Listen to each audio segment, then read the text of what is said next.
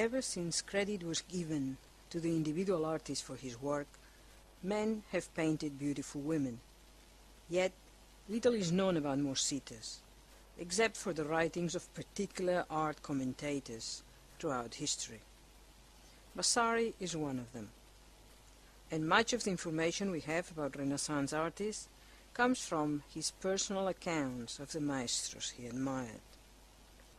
Vasari was a 16th century Italian architect and painter, as well as author. To him, art was first of all an imitation of nature. He believed that there was a progression in painting via perfecting the skills of representation. Vasari's theory is based on the principle that classical antiquity, that is, starting from the Greeks, had reached a high level of perfection that was lost in the Middle Ages, but was recovered or revived by Giotto at the end of the 13th century. Needless to say that the concept of classicism included little or no aesthetic values from civilizations prior to the Greeks. This progression continued to unfold during the Renaissance, reaching a critical point 5 centuries later in Cubism, the powerful hammer that opened the door to everything and anything in the world of image making, and with it a need to look further to a much wider scope of aesthetics from ancient Asia to Africa. Undoubtedly, crossing such threshold opened as well a new path to women, and from then on they started to join the active front as well as the passive in the making of the arts. Via modernity, image making has been ordered and placed into different boxes. Inevitably, the selection done by those responsible was and is influenced by their own emotions and philosophies towards life. We know that Vasari idolized Michelangelo, and probably was a gay man himself. Therefore, his response to female beauty would have been very different from that of heterosexual painters such as Raphael, Rembrandt, or Picasso.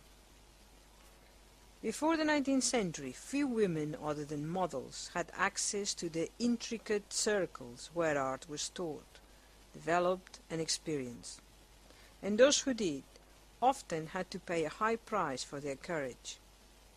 Artemisa was the daughter of Gentileschi, a respected Italian painter. She was raped at the age of 19 at the beginning of the 17th century by her teacher Agostino Tassi.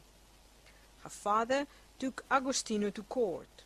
It was Tassi's word against hers, and the court decided to torture her as the most efficient way to obtain the truth. Agostino was not charged. Artemisa became an extremely able painter, yet her subjects are perhaps too loaded with her personal emotional baggage. In this paper, I will discuss the identity of the sitters, referring to records I have found about them, but much more so by looking at the way they were painted, the time, place, and of course the man who painted them. My selection contains 7 women portrayed by 7 male painters, alive from the 15th to the 19th century.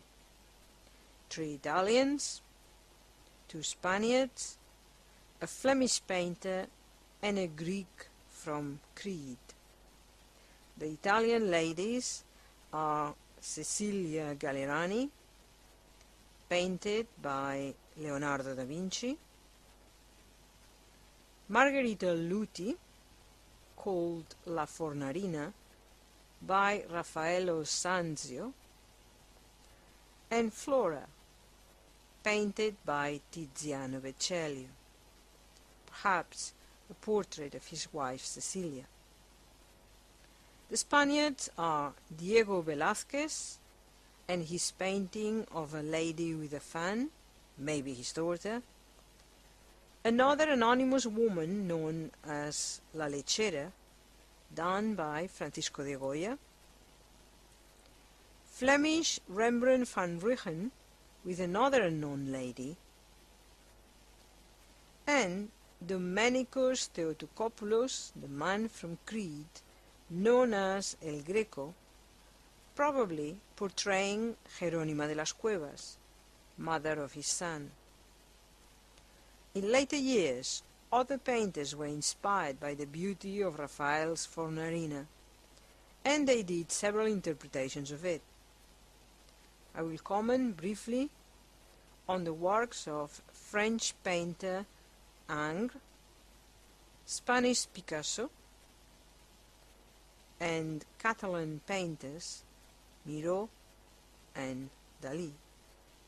Samples of 500 years of men painting beautiful women. Let's have a look.